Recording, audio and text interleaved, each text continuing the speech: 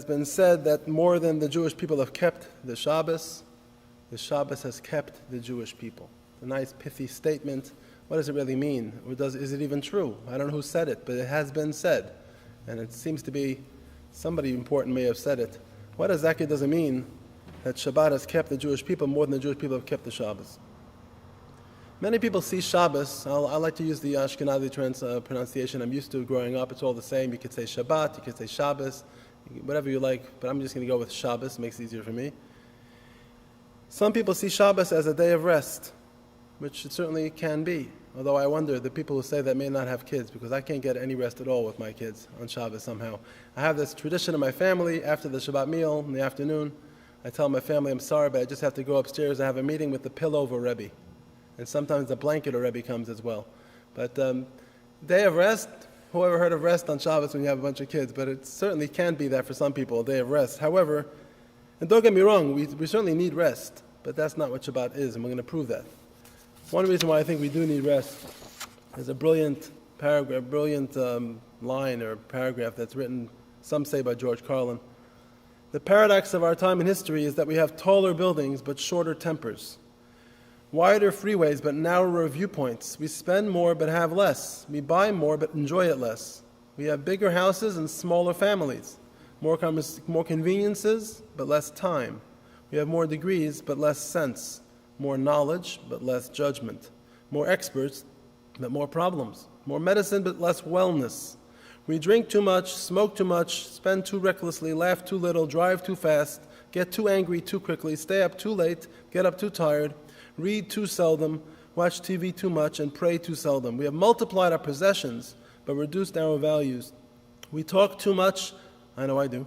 We love too seldom and hate too often. We've learned how to make a living but not a life.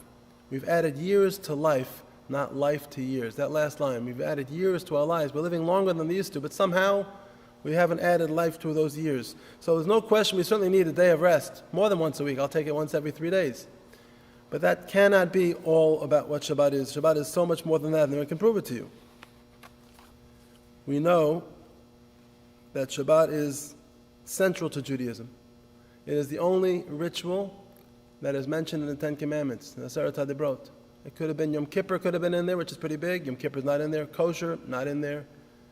Of Passover, not in there. Of the Ten Commandments, the only ritual that's in there is keeping Shabbat. That's pretty big. More than that, the mitzvah of Shabbat, the commandment of Shabbat, is mentioned more times in the Torah than any other mitzvah. Must be very central. In fact, more than just being essential to Judaism, it actually defines a Jew. For many, many, many thousands of years, and for centuries and millennia, Jews were never classified by various labels we have today. We're Orthodox, Conservative, Reform, Reconstructionist. No such thing. We never had labels like that. Our label was, you were either shomer Shabbat, you observed the Sabbath, or you tried at least as much as you could, or you didn't observe the Shabbos. The Shabbos was considered the hallmark, the benchmark that defined the Jewish people. It's critical, it's central to Judaism. If it's just a day of rest, that can't be all there is. What if you're not tired? There goes the whole Shabbat. Obviously, it's much more than that. And tonight we're going to discuss and try to explore what is it then if it's more than just a day of rest. But there's another reason why it can't be just a day of rest. We know there are a lot of rules about Shabbat, and that's what a lot of people have a problem with, that there are many, many different rules, more so for Shabbat than any other mitzvah in the Torah. There are more complex rules about what you can and can't do on Shabbat than any other commandment in the Bible. In fact, we know there are 39 creative activities which are forbidden biblically on Shabbat. Among them, for example, cooking and planting and carrying in certain places on Shabbat without an eruv, without certain leniencies, and so on and so forth. 39 creative activities are forbidden, and the rabbi said, you know what, that's not enough, let's add another 3,000 or 4,000. No, I'm joking. But there are a lot of different complex laws, a lot of different rules about Shabbat. And one of the rules, for example, and people think about these rules, Shabbat is about a day of rest, so any hard work would be forbidden, and probably these 39 activities are all difficult to do, but it's not true. A person is not supposed to cook on Shabbat. What if you love cooking? What if it comes easy to you? You're a brilliant chef, you're a gourmet cook, and you can just turn on a fire and put some eggs in there and make a beautiful omelet? That's considered to be a violation of one of the rules of Shabbat, of cooking on Shabbat. And yet, at the same time, it doesn't seem to involve any major hard work, so why is that a problem if it's just a day of rest? My day of rest includes doing things which make me restful, like cooking. What if I like to go out into the backyard and just leisurely hold that little, the little hose, and you cover it to make the water come out in a spout, watering your plants? You love it. It's so restful for me. And yet again, that's one of the activities which is forbidden on Shabbat. So clearly, if it's just a day of rest, then the rules don't add up either. We have to understand what are these rules all about, which seem to defy our understanding of what Shabbat should be. If it's a day of rest, well, I enjoy, frankly, driving to the mall and looking at all the different things, schmoozing up the Israelis at the kiosks. That's what I enjoy, so that's my rest. But clearly, Shabbat is much more than just a day of rest. What exactly is Shabbat, and why is it so central to Judaism? Why is it the only ritual in the Ten Commandments? Why is it the most commonly mentioned mitzvah in the Torah? And most importantly, how has it kept the Jewish people? If it's just a day of rest, it wouldn't answer that question too well. So let me share with you something that Rabbi Aryeh Kaplan writes in a wonderful book called Shabbat Day of Eternity. What exactly Shabbat is? To answer these questions, we have to go back to the fundamental beliefs of Judaism. Shabbat is much more than just a day of rest. It talks to the very essence of Judaism, to our belief system, in an amazing way. We Jews define God as the creator of all things and the one who brought all things into existence. As it says in the very first verse in the Torah, in the Bible, in the beginning God created heaven and earth. Some people think, some call them the creationists, they think God created the world for sure, because after all, how did we just randomly show up out of nowhere? Must have been a creator who created us, but then God took off and is no longer involved in the world.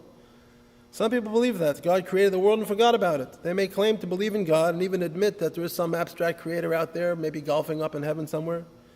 But they insist at the same time that his existence has no bearing on their lives because God is not intimately involved in our lives, maybe doesn't care about our lives, is not interested, whatever.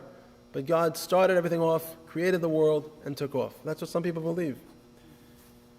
We know when God introduced himself to the Jewish people at Mount Sinai, he says, Anochi Hashem Elokecha, I am the Lord your God, Asher hotzeiticha me'eretz Mitzrayim, who took you out of the land of Egypt.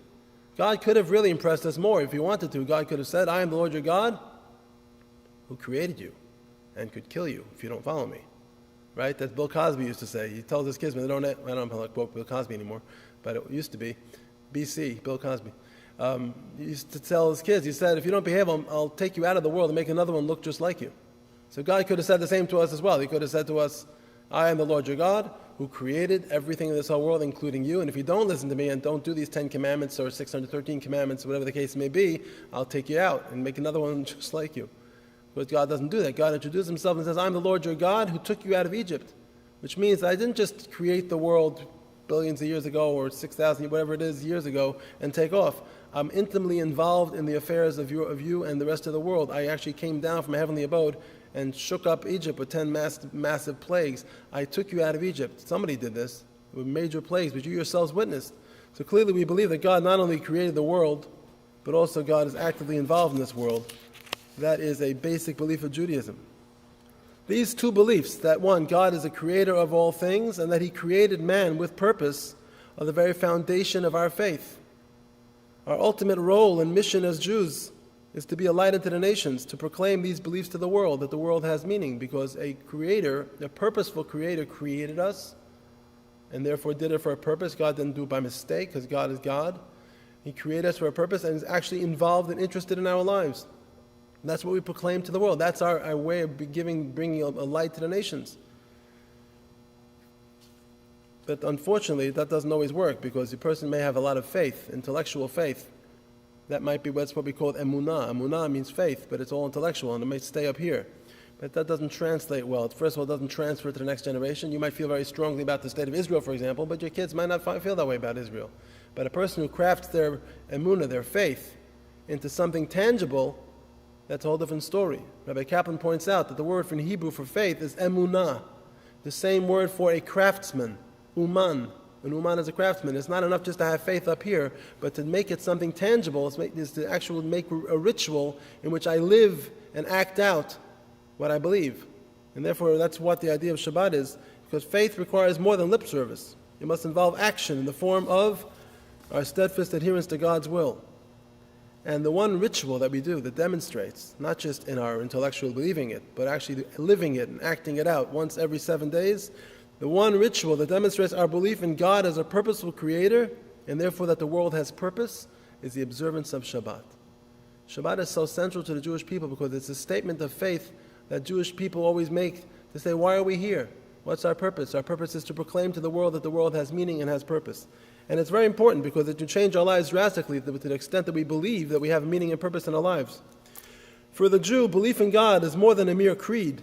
It's the basis of all meaning in life. For if the world does not have a creator, then what possible meaning can there be in existence? If there's no purpose, then we're purposeless, meaningless. Man becomes nothing more than a complex physiochemical process, no more important than an ant or a grain of sand. Morality becomes a matter of convention. It's made up. Might makes right. It's the belief in God that gives life purpose and meaning. It's also what gives us a standard of right and wrong. If we know God created the world and did so for a purpose, then we also know that everything that runs counter to that purpose is morally reprehensible and wrong, and everything which runs furthers the purpose is good. That's why Sabbath is so central to our faith, because it touches on the cornerstone of what we are and what our purpose is as a nation. To believe in and to shout out to the world the idea that we were created for a purpose, by a purposeful creator who has a purpose for our existence and a meaning to our lives. That's such a powerful idea. It's the difference between having a meaningless life where everything is just random, and ultimately who really cares about me if I die in a minute from now, it makes no difference to anybody really, or believe that I have ultimate meaning and purpose in my life.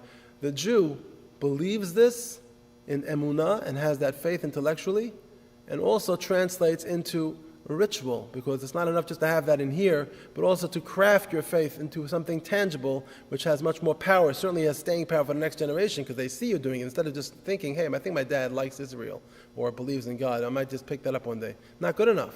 To live it out and to work it through every single day, every single Shabbos, every single week, to live out that ritual, that is very, very powerful. And it translates very well to the next generation. So Shabbat is much more than a day of rest, as we see. Shabbat is a day of proclaiming our faith, both intellectually, in our emunah, and also in our action, how we believe in this most central idea of Judaism, the most powerful idea of Judaism, which is that we believe that we have a purpose to our existence.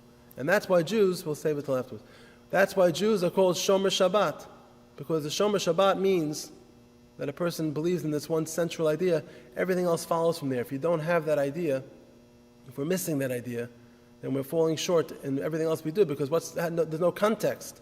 The Shabbat is what gives context to everything that we do. There's a beautiful idea, which I once read in the name of the Chavetz Chaim. Chavetz Chaim asked the following question. He says, we know that the Torah refers to, thank you so much. The Torah refers to Shabbat as an oath, as a sign. What does it mean that Shabbat is a sign? Certainly, it's a sign. If you keep Shabbat, it's a sign that you're Jewish. But so if you keep kosher, it's also a sign that you're Jewish. But why is Shabbat specifically referred to as a sign? So the Chavetz Chaim says a fascinating thing. He says, for example, what about a person, you have a friend who has a shoe store downtown, for example. Joe's Shoes. Okay, so you're strolling downtown one day, and you see Joe's Shoes has a big sign up there, so you know, oh, it's Joe's Shoes. He must be in business. But you look through the window, and you see there's barely no shoes on the display racks. There's nothing there. His stock is depleted. So you say to yourself, 1 second, Joe doesn't look like he has any stock, but his sign is still up. That means he's still in business. You come back 2 weeks later, and you see that Joe's sign is down. He's no longer in business because the sign is down. Says the Chavetz Chaim, and it's very powerful what he says. He says, Shabbat is that oath, that sign between us and God, that we believe in the purpose for our existence, that we have purpose for our existence. That life isn't meaningless. As long as the Jew has that sign up and keeps to that in their emunah, in their intellectual faith, as well as in their crafting that faith into a ritual every 7 days, as long as we have that sign up, that means we're in business. We're doing what we're meant to do as Jews. That's our business as Jews, is to proclaim this to ourselves and to the world. Then we're in business. We may not do that much else Jewishly, possibly. We might have our stock depleted. We don't have that much stock on the shelves. That could be. But at the same time, we're still in business, because as long as the Jew believes in this fundamental idea of Judaism, this major cornerstone of our faith, that we have a purpose for our existence because we're created by a purposeful creator, then we're in business. But if a person no longer believes that, their sign is down, then they're, God forbid, out of business. That's how powerful Shabbat is among all the other commandments. It's what defines us. It's what defines the Jew throughout the centuries. It's the most central idea in Judaism, and we live it every single week, once every 7 days. This translates hopefully to our children as well when they see the ritual that we live.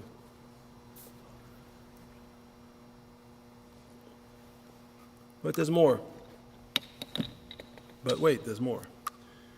We want to understand the rules of Shabbat. We mentioned already that Shabbat is more than just a day of rest. That's clear. But what are all these rules and how do they fit into this idea of Shabbat being essentially a day when you're not supposed to do that much, not to work too much? And yet, the rules seem to run counter to that idea. We mentioned one of the rules, for example, there's a person not supposed to water their plants on Shabbat. Biblically forbidden to water your plants on Shabbat. Some people find it the most beautiful, leisurely thing in the world to go out in the backyard on Saturday or Sunday or whatever and water their plants. It doesn't cause them any effort, they don't sweat at all. And yet, somehow this is defying the nature of Shabbat. Another example, we mentioned before, cooking. Take an egg, crack it open, take some salt, a little oil, add some cheese, make a nice little cheese omelet there. You've created something, you've cooked something, besides the fire that you turned on, which is another one of the forbidden activities. But you've cooked something. It was leisurely, it was something that didn't take me it was no effort whatsoever. I loved it. It gives me such great joy to cook omelets. I love it. And yet again, we can't do that. We have to come to a working definition of what Shabbat is. Where's the paper here? You're allowed to? 100%. But there are some exceptions, depends when, but let's not go to... Is there an extra handout? So you look at number 5, we're going to discuss now what rest really is, what Shabbat rest really is all about. But before we get to that answer, we have to understand what rest is, because it'll give us a better framework for appreciating what Shabbat is all about. Because for many people who don't appreciate this idea, which we're about to share, then Shabbat becomes one big fat no, you can't do it, especially children. All they hear is no, you can't do this, you can't do that, and it turns them off. But the more that we appreciate and integrate into our own lives our understanding of what Shabbat is, and that it's not something negative, and that we can appreciate why the rules are the way they are and how they fit into the broader scheme of what Shabbat is, that will help us hopefully integrate into our own lives, and we ourselves will look at Shabbat in a much more positive way, and then it'll translate, of course, to our children, our friends, our families. So we have to really appreciate, it's very important to appreciate and understand well what the rules are and why the rules are the way they are. Again, I go back to what Rabbi Kaplan says in the wonderful book, Shabbat Day of Eternity.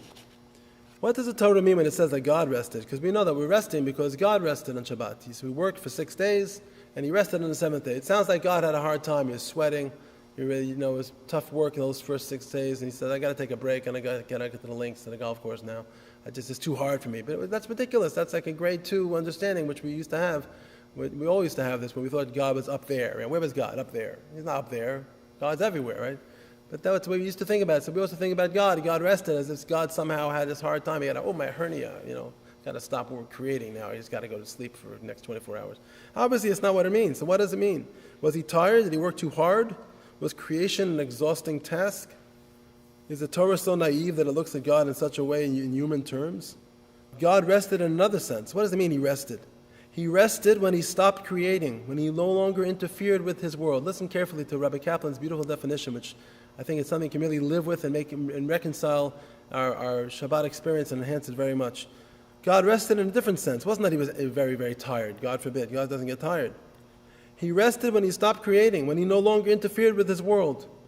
This gives us an insight into Torah's definition of Sabbath rest. What it means is, when you rest in Shabbat, doesn't mean you literally rest. It means you stop interfering with the world. We live in harmony with the world, just like God stopped creating and tampering with and interfering and changing, moving things around. And Niagara Falls has to go to let the Canadians have most of it. All that. After we stop, every 7th day, we stop interfering with the world. We live with harmony within the world instead of trying to change it. And that's a good definition. Work, in a Shabbat sense, is an act that shows our mastery over the world by means of our intelligence and skill, changing and manipulating, using our mastery and intelligence, try to change the world around us. That's what work is. That's the kind of work we're defining as work. And as we say in number 6 and number 5 in the handout, rest, on the other hand, in the Shabbos sense, is not interfering with nature, nor exhibiting mastery over it. It is a state of peace between man and nature. We now can understand a little bit better with this definition of what rest is in Shabbat, the Shabbos ritual. We must never leave nature. We must leave nature untouched. We must not demonstrate our mastery over nature nor change it in any way. Heavy work and physical labor, such as plowing and building, are still work in this sense, but it also includes other things which require no effort at all. For example, frying an egg, lighting a match. These may not require much effort, but they are symbols of man's dominance over nature, changing something, creating a new item, creating an omelet out of raw materials. It's exhibiting mastery over things, interfering, tampering, and changing things, not living in harmony with the world. The Sabbath is much more than a mere day of rest. It is a symbol of our belief in God's creation. That's a very powerful idea. You think about when Shabbat, I always tell my family, I say, it's not like before Shabbat, I open up this big list, I say, okay, here guys, here are the 4,000 things you're forbidden to do for the next 25 hours. Come on guys, let's have Shabbat, yay. Obviously the kids would be running out of the house as fast as possible. But if you think about it in this way, it's so much more beautiful. When I drive down the street, when I walk down the street on Shabbat and there are cars driving next to me, it almost because once I learned this idea, it sort of irked me because there are people who are trying to just tamper with nature and try to move things around and pollute. And on Shabbat, I want to live in harmony with the world because I have a lot more things to do, which we'll get to in a minute. I want to live in harmony. So what happens is we set for ourselves this beautiful framework of things that we don't do. So we know we're not going to cook on Shabbat. So we cook everything before Shabbat. Everything is already pre-cooked and ready set up on your crock pot. It's all done beforehand. So we don't have to tamper with anything and once Shabbat starts. And then once Shabbat starts, we're living within the framework of all these things you can't do. We don't think about them because we've already planned it. So it's not like you're sitting there in the Shabbos morning and think, man, I wish I could have cooked that chicken. You don't say that because you cooked the chicken the day before. You're all ready for it. You're living in a framework where it's all done. It's all prepared. Of course, there are times when things don't work out exactly as planned. And when you do feel the big fat no, for example, what happens if a person, I'll give you an extreme example, but it certainly can happen. A person's driving somewhere before Shabbat, and it gets closer and closer and closer to Shabbat, and they can't make it.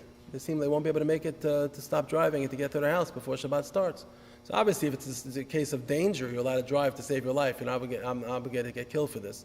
Of course, you drive away from the dangerous neighborhood. I grew up in New York City. It wouldn't stop in most neighborhoods. But I mean to say, when a person has the ability, for example, to stay at a mall or some other safe place or a hotel lobby for the next 25 hours, let's say they have food with themselves. It's extreme. It doesn't normally happen. Somebody will say, well, come on, what kind of a Shabbat rest is that? That's very obvious that a person's, so to speak, suffering because... But the answer to that is, as my late uncle, Rabbi Oziel Malevsky, once explained, the Torah talks to generalities. The Torah gives us laws for the general, normal situations. And the brilliance of it is that we keep it to it at all costs, because once we start saying, well, in that case it's different, in that case it's different, that's the beginning of the end of the unraveling of the law. So we keep the law because most of the time the spirit of the law and the letter of the law coincide. They coalesce with each other. And most of the time a person's not stuck on the highway somewhere, and therefore they don't have a problem with food because the food's already cooked before Shabbat. They don't have a problem with lights because lights are set on and off with timers all around the house, with kosher lamp, whatever it is, paid for by kosher lamp. Right? So everything is set up. There's no problem for them. They're not living with this framework of no. That's what we have to appreciate. Shabbat is that time when a person can live in harmony with nature. I've set everything up. I have time now set aside 25 hours to spend with my family, to spend time spiritually growing and so on, as we get to in a minute. What are the positive sides of Shabbat? But the negatives are not felt if it's done right, because a person just sets himself up for 25 hours where everything is already done. There's no need to focus on the things you can't do, except for in rare occasions or exceptions, and therefore a person can just live in harmony with creation. That's the idea of emulating God's rest in Shabbat. Just like Shabbat, God rested and did not interfere, it no longer interfered with his creation and said, that's it, I'm going to live in harmony with my creation and not tamper with it. So too, we rest on Shabbat by not exhibiting our mastery over anything that we have. We leave things as they are for the next 25 hours, and that's a beautiful harmony of what Shabbat is. This takes me to this idea about the exhibiting of peace, of mastery over nature, and not to interfering with Shabbat and living in harmony. This takes us to number 6. We know Shabbat is called Shabbat Shalom. And a lot of people say, which is the Shabbat Shalom. Some say good Shabbos. It's all good. Some say Shabbat Tova. If you want to be fancy, you can say it in Aramaic. I think like Mel Gibson does, right? What does Shabbat Shalom mean? It's a Shabbos of peace. In what sense do we mean that the Shabbos is the Shabbos of peace? So Rabbi Becher says something very nice in his wonderful book, Gateway to Judaism. He says there are 3 areas which potentially can cause conflict in people's lives during the work week. There is a tension between man and nature, especially when nature is disastrous and the weather's horrible, or in pollution or whatever else it might be. A lot of tension between man and nature. I would say cell phones, for example, is a great area of conflict between man and nature. A person would want to have a nice time, an enjoyable time, enjoying the beautiful world that God gave us, but the technology out there, which is good technology, is still at the same time, it can certainly cause a conflict where a person doesn't have the ability to enjoy nature, and it creates that wedge between me and the beautiful world around me because I don't see it. But that's one area of conflict between man and nature. And the second area of conflict is between man and man, our fellow man, our competitors especially. right? That's an area of tension. The shoe store across the street, they're making more money than man, they're more customers. So it's an area of tension. And finally, a third area of tension is between man and self, between my bodily needs and my soul needs. So part of me is pushing me to eat that chocolate cake and to do all types of things I shouldn't do. And there's a soul element in me that's the guilty conscience, the good part of me that's saying I shouldn't do it. These are three areas which can cause a lack of peace, a great lack of peace throughout the week. But of course, Shabbat comes along. Shabbat Shalom, it's a Shabbat of peace, and it's a beautiful cure. It's a beautiful antidote to these three areas of tension. Number one, in terms of the ability to enjoy nature, not to have that conflict between man and nature. We shut off our cell phones. That's the greatest thing. I think the greatest byproduct of Shabbat is the idea that a person can actually have the power to shut off all technology. And just like the phone can ring all day long, I don't even hear it. I don't have my television on. I don't have my cell phone, nothing. I'm just free to enjoy the world around me and to live in harmony with nature and not to have that interference at all, which is a beautiful thing, and that's what Shabbat creates. It also creates a tremendous peace between man and man because, you're not working anymore. A person can sit back once every 7 days and say, you know what, God, I won't work today. I'm not going to have that competition with my neighbor. I'm just going to chill out, enjoy Shabbat for what it is. And finally, between man and himself, where a person's bodily needs and soul needs, they both taken care of in Shabbat. Both of them. And that brings me to number 7 actually. There's actually a rabbinical commandment to make sure that the conflict doesn't exist between body and soul. And that's a rabbinical commandment called Oneg Shabbat. Oneg means enjoyment, pleasure. Oneg Shabbat is a commandment. The rabbi said we should have ourselves Oneg on Shabbat, which means, number one, we should eat good food that gives us pleasure. I always say a vegetarian, if they don't get pleasure from meat, so they shouldn't eat meat. But somebody who gets pleasure from eating meat should eat meat. It's sort of subjective. But either way, anything that gives you pleasure and oneg, you should eat. Of course, drinking as well, a good bottle of scotch, a single malt, or a can of Coke, whatever it is you might like. It also gives oneg. He goes so far as to say that even the rabbi said if one should have marital relations on Friday night with one's spouse. That also gives the person a certain oneg. It's all part of this idea of having oneg, of having pleasure in Shabbat. But it's interesting, for some people, they don't see that. They don't see the oneg part of it. They see it as something which is, oh no, not another Shabbat of restrictions. There's two ways to look at Shabbat. There's two ways to look at everything in the world, but certainly Shabbat. You can see it as oneg, it's a pleasure, or you can see it as a nega, which is the same word as an anagram. The word nega is the Hebrew word for it's a plague. I can see this as a plague, something which is really a hindrance. I can't stand this restrictive Shabbat thing. Or you can see it as the biggest pleasure in the world because it releases all these tensions and areas of conflict. You know the difference between oneg, pleasure, and the Hebrew word for nega, plague, depends where you place the ayin in that word. Right? If you look at the word oneg in number 7, oneg is spelled ayin nun gimel. I don't have it in Hebrew here.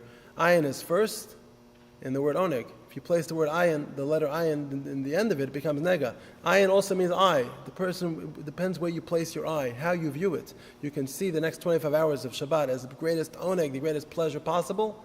But if you want to see it that way, you can see it that way. Also, if you place your eye in a different place, you put your eye in a different part of the word, you can see it as one big long fat string of no, you can't do this, no, you can't do that, restriction, plague, and so on and so forth. But the idea of Shabbat is supposed to bring us, the rabbis want to ensure that it happens, bring us this beautiful harmony between body and soul, and therefore they said they didn't trust us to do it ourselves. They said make sure you enjoy yourself in Shabbat, so that not just your soul should be calmed by Shabbat and enjoying Shabbat, but your body should also be fed well, and also drinking properly, enjoying himself. It's very important. Sorry? Too much is no good. Too much of anything is no good, right? It's an interesting idea that Baal Shem Tov once explained. He said, what's the idea of Oneg Shabbat? Because it seems to be, it's a little bit counter to the holiness of Shabbat. Shabbat's a holy time, yet there's this big, I don't know in your family, but in my family, there's a big focus on food. And I think in all Jewish families, and Italian families too. But there's a big focus on food. And maybe a little too much, certainly in my family. And I always wonder, is this exactly the most spiritual thing in the world? There's a lot of, where does it come from, this whole idea of eating? I know it's a rabbinical commandment, but how does it work? So I once heard a beautiful idea in the name of the Baal Shem Tov. He said like this, he said, once upon a time there was this fellow who was thrown into jail, wrongfully thrown into jail. And he missed his wife and children terribly, but he had no way to get to speak to them. But his wife used to send him every single week, she used to send him on Friday a letter. And he wanted to sit down and read that letter because he missed his wife terribly. Problem is, every time he sat down in the corner to open up the letter, he would get roughed up by some of those tough guys in jail that try to beat him up like it typically happens in jail, so he couldn't do anything. So he had this brilliant idea. He said, I'm going to write a letter to my wife and have her bake a cake for me. Inside the cake, I wanted to buy and put in the best single malt scotch or vodka you could find, hide it inside this pudding or pudding cake, whatever cake it is, and bring it to me. So she does that. She brings him the cake. He takes it into his cell, feels, in the middle of it, pulls out the vodka or scotch, whatever it is. He says, okay, guess what, everyone? Here's some scotch. And they go, ew, and they start drinking until they're all flat on their backs, and they're snoring and, content and all drunk. Now, when they're all drunk and everything's quiet, he can take out all those love letters and reconnect with the love of his life that he's been missing for so many years. Says the Holy Baal Shem Tov, that's exactly what we're all about. Every Shabbat, we want to reconnect. Take out that love letter, which is the Torah, the Bible that God gave us, the ultimate love letter where God says, I love you and I want you to have a maximum meaning in your life. And here's this love letter, and we want to enjoy it, but that stomach of ours, that ruffian, says, give me food, give me drink, give me this, give me coke, give me... So we say, okay, we give them cake, we give them food, we give the stomach whatever it needs until the stomach is happy, it has all the oneg and pleasure that it can want, and then you go, now I could sit back, I could sing zmiros and these beautiful songs and reconnect with God, reconnect with my family and so on. That's the oneg of Shabbat, that's what it's all about, and that's why we have Shabbat Shalom, it's the time of Shalom. Why is it Shalom? Because it brings peace, peace between man and his environment, peace between man and his competitors and other people, and peace between man and himself and his bodily needs. It's a tremendous peace that Shabbat provides as well. So again, just to sum up now, we've said Shabbat, of course, is more than a day of rest. Not that we don't need rest. We have a hard time in our days creating rest. But it's much more than that. It's a cornerstone of our faith. It's living this idea in practice, in ritual, crafting our faith into a practical ritual which has staying power through the generations. Living this idea that by the way we emulate God by resting on the seventh day, this idea, the powerful idea of Judaism that God created us, purposeful created for a purpose, that we have meaning to our lives. And the rules of Shabbat also, again, fit in very well because the rules are about not tampering with the world. God rested on the seventh day. He didn't interfere with creation. We live in harmony with creation every 7 days. But there's another element to Shabbat, and it's with everything in Judaism as well, as we'll see in the next couple of classes. There are so many different layers upon layers. There's never one just, okay, here's the idea of Shabbat in 20 minutes, and there's no such thing. There's layers upon layers. Here's another layer of Shabbat. Shabbat is a time to return to ourselves, to return to Judaism, to return to ourselves. Look at the root of the word Shabbat. The root of the word Shabbat is Shin Bet, which means shav, to return. The Maharal of Prague says a fascinating thing. He says, you look at a person's life as if his life is represented by the Aleph Bet, starting from Aleph, the beginning of a person's life, till Taf, the end of a person's life. The Aleph represents the beginning of one's life because Aleph, for many reasons. Number one, Aleph, well, it's the first letter, obviously. Aleph is an aluf. Aluf is a general, is a guide. It represents our neshama, our soul, our spiritual soul, which is our inner guide, our seichel, our intellect. Aleph is also a silent letter. Just like a very, very spirituality is very intangible and silent. Many people don't even know if they even have a soul or a spiritual side. It's very silent. The Aleph is almost always a silent letter. For example, you're sitting right now on in Hebrew, a kisei. That's what it's called. A chair is called a kisei. If you took the last letter, the Aleph, away from that word, you wouldn't fall off the chair. Right? It would still be kisei without the Aleph. Aleph is a silent letter. So too our neshama, our spiritual side, is also silent. So everyone starts off in this world with an Aleph, the beautiful neshama, which their soul, which is granted silent and somewhat hiding, but there for sure to guide us in life, if we can tap into it to guide us. What happens in life? We start moving, we go to the next letter, Bet, Beis, whatever we pronounce it, and Bet represents the idea of making a bayit, or boneh, building. We build our lives, we start from our core, and hopefully we build our lives with the decisions that we make, the free will decisions, and so on, until we get to the last letter, which is Taf, which represents death. First of all, it's the last letter, that's why it's death, that's at the end. Plus also, I like to say when you die, it's tough, right? Anyway, but once you're already at the Taf, it's too late. If you're still at the Shin, it means you haven't yet reached the end yet, you still have time, you're still alive. Then you can go from Shin and be Shav, return, Shin all the way back to Bet. Shin, Bet, all the way back. As long as your Aleph, your core is still intact, as long as your Aleph, you haven't corrupted your some people are so wicked, they corrupt their Aleph. There's nothing left to go back to. They've corrupted their core. But for all of us, it's not like that. We just may have made some mistakes, some layers, but the inner layer is pure. As long as the inner layer is pure, the Aleph, you can go back to. You can be Shav. That's why the word Shav is the root for the word return, because it's Shin, the letter Shin, before you're dead, and then it's too late. Shin, all the way back to Bet, to return. Shabbat is a time to return to who we are. It's a very powerful idea. I once heard, I actually said this on Shabbat at the village shul, my late uncle, Rabbi Mozil Malevsky Zatzal, shared a beautiful idea about Havdalah. What Havdalah is all about. We know that after Shabbat, we have a beautiful ritual, and part of the ritual involves looking at our fingernails. Everyone knows about this. We look at our fingernails. Now the question is, why are we looking at our fingernails on Shabbat, Motzei Shabbat, after it's over, we're making Havdalah? And one of the main halachic reasons is because you're not supposed to make a blessing on something unless you actually partake of it, either eat it or enjoy it in some way. Otherwise, you're disconnected from it. So if you have a fire that's, in Japan, and you're not going to be enjoying it, so you can't make a bracha, a blessing on it. You have to be close enough in proximity to the fire to be able to benefit in some way from its light. So therefore, we hold our hands up like this to see if we can differentiate by the light of the candle, if we're close enough to differentiate between the nail and the skin, because they're not the same. If you're close enough that you can see the difference between the nail and the skin, then you've benefited, you're enough close to benefit from the candle, and your blessing is okay. That's the technical, halachic, ritualistic reason, one of them at least, why we do this. But Rabbi Milevsky shared a beautiful idea about the concept of Shabbat being a time to get clarity. Rabbi Milevsky said as follows. We have a beautiful tradition that Adam and Eve, before they sinned in the Garden of Eden and partook of this forbidden fruit and caused all this distortion in the world, that they were entirely covered, their entire bodies were covered, they didn't have clothing on, but they're entirely covered with a nail-like substance. After they partook for the forbidden fruit, then the nail-like substance receded from the bodies and was only left on their fingernails and toenails. And that's the official reason, Jewish traditional reason why we have nails. Evolutionists will say something else, I'm sure. This is the official reason why Judaism believes why we have the nail left over here, because God said, He took it all away from you by leaving it over here. What does this mean? Says Rabbi Milevsky. What does nail represent? You go to a nail salon, you sit there, and someone's cutting your nails and you're not screaming. They're cutting you. Why aren't you jumping up and down in pain and agony? But the answer, of course, is that they're cutting something which is on you, but it's not you. You have this clarity about the nail. Oh, it's just on top of me, but it's not really me. Try cutting my finger off and I'll sue. I'm American, we sue for everything. Right? So, but obviously then you feel it. But if it's a nail represents something which is on me, yet it's not me.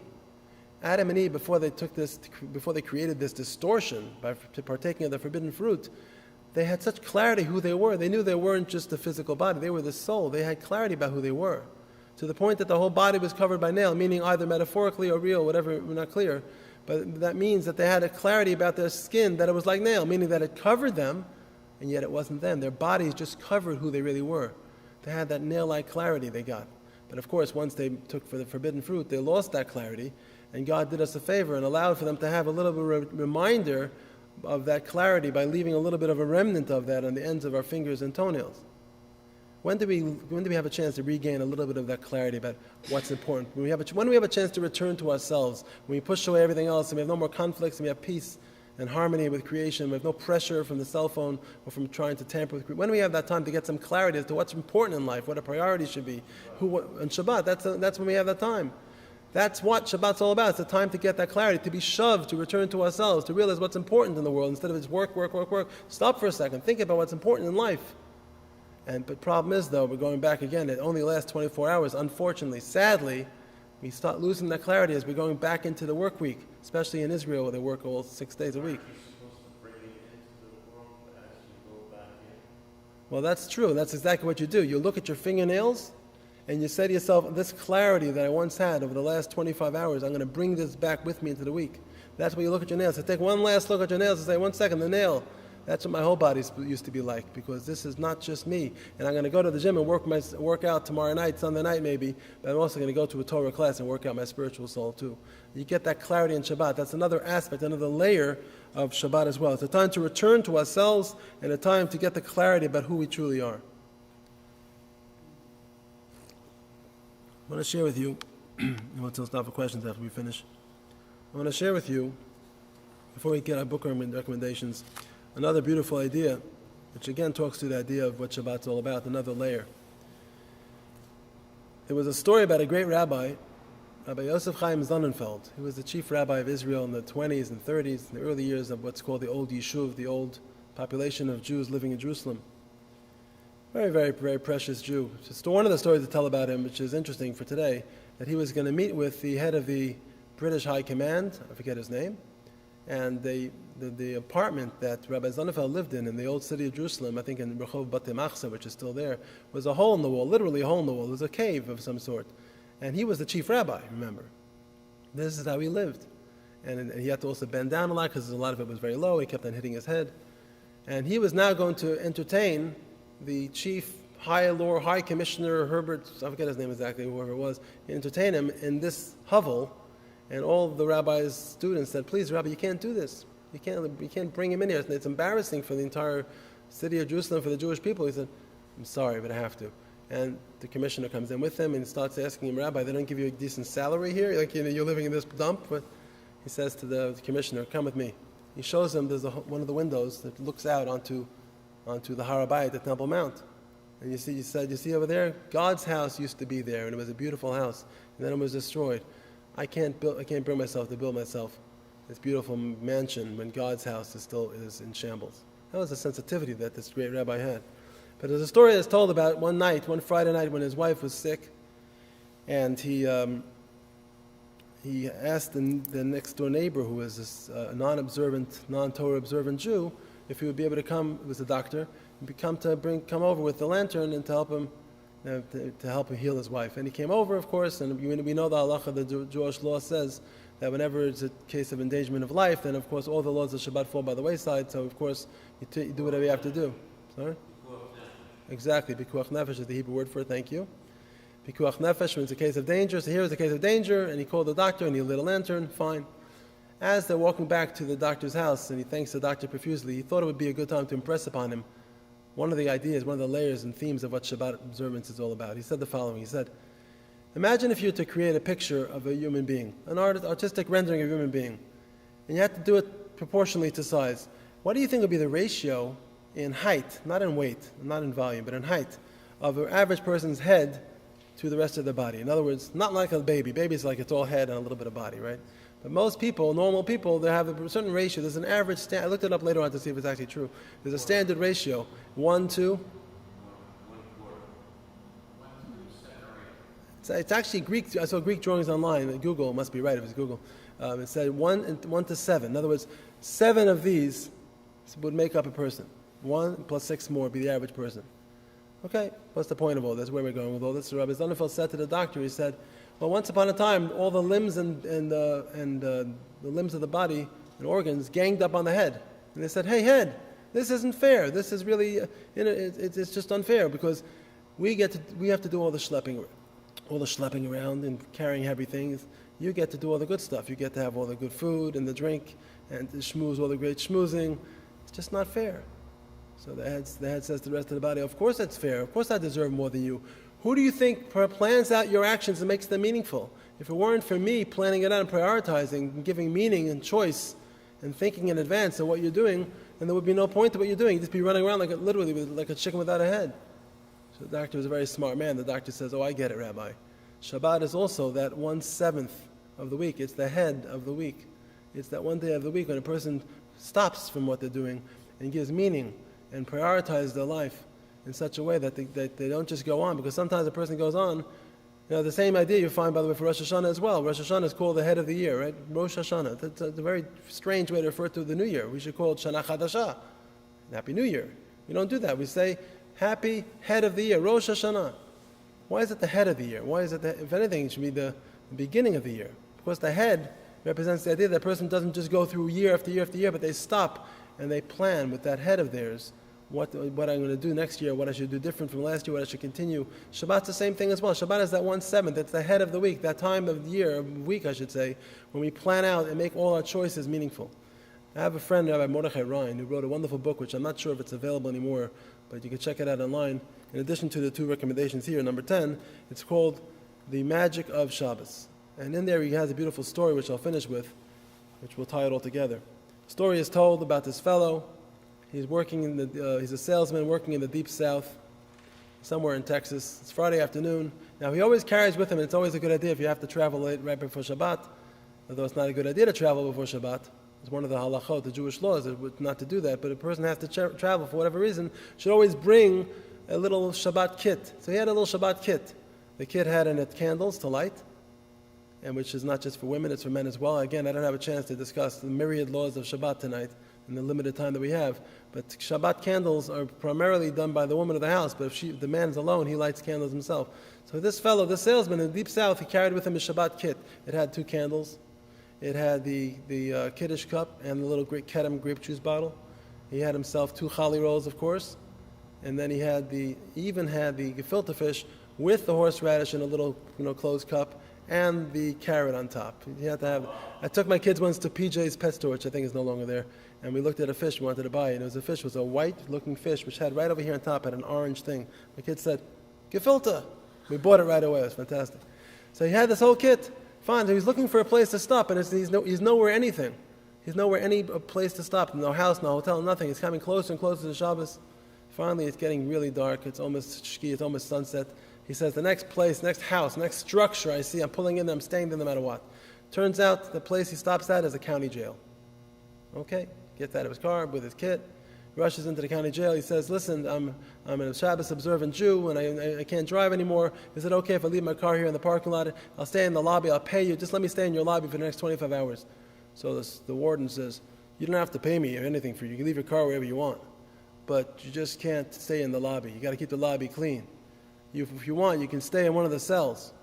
Having no choice, he gets into one of the cells. There are other people there, hardened criminals. He gets into a corner, hides himself into a corner, and he sits down, and he pulls out the 2 candlesticks, puts them on the floor, makes a blessing, and then he pulls out his grape juice. And then the inevitable happens. He gets a tap on his shoulder. Hey, you. So he looks back, and it's one of these hardened criminals, and the guy says to him, what are you in for? I think that's how they say it in Texas, by the way. I lived in Atlanta, Georgia 4 years, so I'm pretty close. What are you in for? So he says, Shabbos. What a strange thing to say. And then the guy says, Shabbos? And what do you get for it? And he says, life. Shabbos is truly a way to get a life for Jewish people. It is what kept the Jewish people for so long. Why did it keep us so, just to tie it all together, why did Shabbat keep the Jewish people more than the Jewish people kept Shabbat? Because if you have something to live for, if you believe that your life has ultimate meaning and purpose, because you believe in a purposeful creator who created you with intention to be involved in the affairs of your life and to care about you, if you believe in that and not just believe in it, but act it out and live it, and craft your emunah, your actual, live it with making it into a ritual which has staying power, then no matter how difficult things can get for the Jewish people, and God forbid nothing should ever happen, but all through the centuries and millennia of persecution, Jewish people always had that Shabbos. We're always never more than 7 or 6 days away from another Shabbos, which reminded us that everything has ultimate meaning and purpose, and nothing's random, nothing's coincidental, everything has ultimate meaning to it. And that gave us the power and the ability to go on and to keep the Jewish people. So my blessing to all of us is we should get a life, that we should be able to always enjoy and have an enhanced experience of our Shabbat. And again, the more we learn about it, I recommend these 2 books here, especially Shabbat Day of Eternity and The Gateway to Judaism. These are excellent books which give us more understanding, especially covering all the laws of Shabbat that we didn't discuss this evening.